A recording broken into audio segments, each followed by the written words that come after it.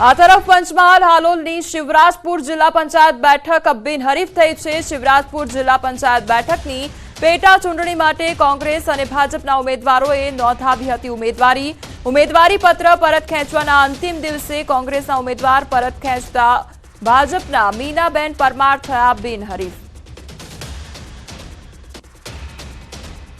माननीय धारासभ्य तेजस्वी परमार मार्गदर्शन हेठळ विकास चाली रह्यो छे, जेनी अंदर बेने कोंग्रेसना उमेदवार पण समर्थन कर्युं अने एमना समर्थननी अंदर फॉर्म पाछुं खेंचीने आजे ए शिवराजपुर जिल्ला पंचायत भारतीय जनता पार्टीनी बिनहरीफ थवा जई रही छे, बिनहरीफ थई गई छे।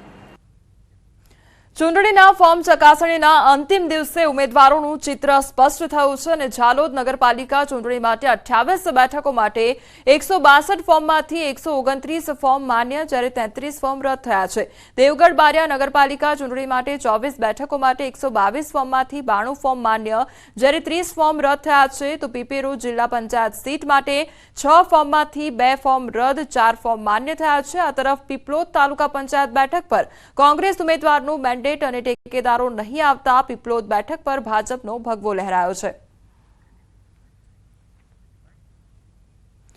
यूसीसी मुद्दे राज्य सरकारे रचेली कमिटीने लई राजकोट धारासभ्य दर्शिता शाहे आनंद व्यक्त कर्यो छे। તેમણે કહ્યું છે કે यूसीसी लागू થવાથી તમામ નાગરિકોને સમાન હક અને કાયદો લાગુ પડશે। उत्तराखंड પછી ગુજરાત સમગ્ર રાષ્ટ્રમાં બીજું રાજ્ય એવું છે કે જે ટૂંક સમયમાં યુસીસીનો નિર્ણય લાગુ કરશે। ખૂબ આનંદની વાત છે કે યુસીસીના નિર્ણય લાગુ કરવાથી તમામ નાગરિકોને સમાન હક અને સમાન અધિકાર મળી રહેશે। લાલ મરચાએ આ વખતે ખેડૂતોને રડાવ્યા છે। મરચા વાવતા ખેડૂતો માટે માઠા સમાચાર સામે આવ્યા છે, કારણ કે છેલ્લા 5 વર્ષની સરખામણીએ લાલ મરચાના આ વર્ષે સૌથી નીચા ભાવ ખેડૂતોને મળી રહ્યા છે। તો આ વર્ષે મરચાના 1100 રૂપિયાથી લઈને 2600 સુધીના ભાવ મળી રહ્યા છે। ગુજરાત ઉપરાંત અન્ય રાજ્યમાં મરચાનું ઉત્પાદન થયું છે, જેમના કારણે રાજકોટ પંથકનું મરચું બહારના રાજ્યમાં વેચાઈ નથી રહ્યું, જેથી ખેડૂતોને ભાવ નીચા મળી રહ્યા છે। તો વેપારીઓનું કહેવું છે કે દર વર્ષ કરતા આ વર્ષે મરચાની આવક પણ ઘણી ઓછી છે। મરચાના ભાવ ગયા વર્ષ કરતા ઘણા નીચા છે। ગયા વર્ષે 20 કિલોના હતા 3500 થી 5000 રૂપિયા સુધી, આ વખતે 2000 થી 2200 સુધી છે। ગયા વખતે કરતા તમે 40% નો ઘટાડો કરી શકો। મરચું ઘણું વાવ્યું હતું પણ ભાવ પૂરતો મળતો નથી, એટલે અમારે મજૂરીના એમાંથી નીકળતા નથી, બહુ મહેનત કરવી પડે ત્યારે મરચું થાય છે। રાજકોટ પંથકમાં મરચા વાવતા ખેડૂતોની હાલત ખરાબ થઈ ગઈ છે। આ મરચું લાલ મરચું છે તે ખેડૂતોને અત્યારે તીખું લાગી રહ્યું છે, કેમ કે ગયા વર્ષ કરતા જે ભાવ છે તેમાં આશરે 40% જેટલો ઘટાડો આવ્યો છે। ગયા વર્ષે જે ભાવ મળતા હતા તે નીચામાં 1500 રૂપિયા જેટલા મળતા હતા, જે ઉચ્ચમાં 3800 રૂપિયા સુધી મળતા હતા। એ જ ભાવ આ વર્ષે ક્યાંક 1100 રૂપિયા જે છે એ નીચામાં મળી રહ્યા છે, જ્યારે ઊંચામાં 2400 રૂપિયા જેટલા ભાવ મળી રહ્યા છે। એટલે કે કહી શકાય કે જે તનતોડ મહેનત કરીને વાવેલું આ મરચું છે તે ક્યાંક ને ક્યાંક ખેડૂતોને તીખું લાગી રહ્યું છે। તેમના 40% જેટલા ભાવ નીચે આવી રહ્યા છે। ગયા વર્ષે આ જ મરચાનો પટ છે તે આખો ભરાયેલો જોવા મળતો હતો, પરંતુ અત્યારે જે છે આ મરચાનો પટ ખાલી જોવા મળી રહ્યો છે। આવક પણ ઘટી છે।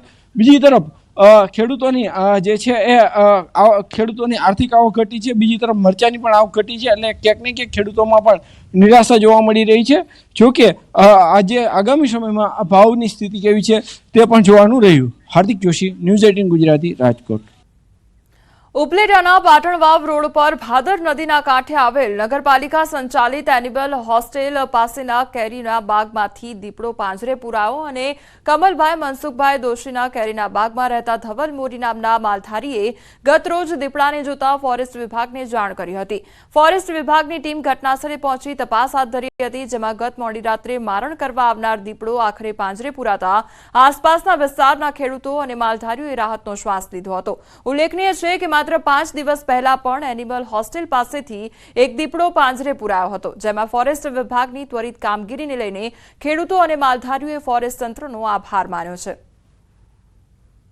દીપડો પરમ દિવસે કાલે અમે જોયો તો રાતે, અને આજે કાલે અમે જાણ કરતા વન વિભાગ વાળાઓને, આજે સવારે એને પિંજરુની સગવડ કરી આપી છે અમને, અને અત્યારે સાંજે 9 કલાકે દીપડો પાંજરે પુરાઈ ગયો છે અને અમે બધાએ રાહતનો શ્વાસ મેળવ્યો છે। ઉપલેટા પાટણવાવ રોડ ઉપર એનિમલ હોસ્ટેલ ગૌશાળા પાસે કમલભાઈ મનસુખભાઈ દોશીની વાડીએ પિંજરું ગોઠવેલું હતું. દીપડાના સગડ અને મેસેજ મળતા આજે અમે પિંજરું ગોઠવેલું, તો તેમાં રાત્રે 9 કલાકે દીપડો પાંજરે પુરાયેલ છે. અને આની પહેલાં પણ 29/1ના રોજ ભીમભાઈ લાખાભાઈ ભારાઈની નેસના વિસ્તારમાં પણ દીપડો પાંજરે પુરાયેલ છે. હિન્દુ હૃદય સમ્રાટ શિવાજી મહારાજની પ્રતિમાનું જાપાનના ટોક્યોમાં જાપાનના યુવરાજના હસ્તે સ્થાપન થશે અને જાપાનમાં સ્થાપન પહેલા પ્રતિમા અમદાવાદ ખાતે પહોંચે. અમદાવાદના મેયર પ્રતિભા જૈન, ભાજપ ધારાસભ્યોએ મૂર્તિ પૂજન અને આરતી કરી.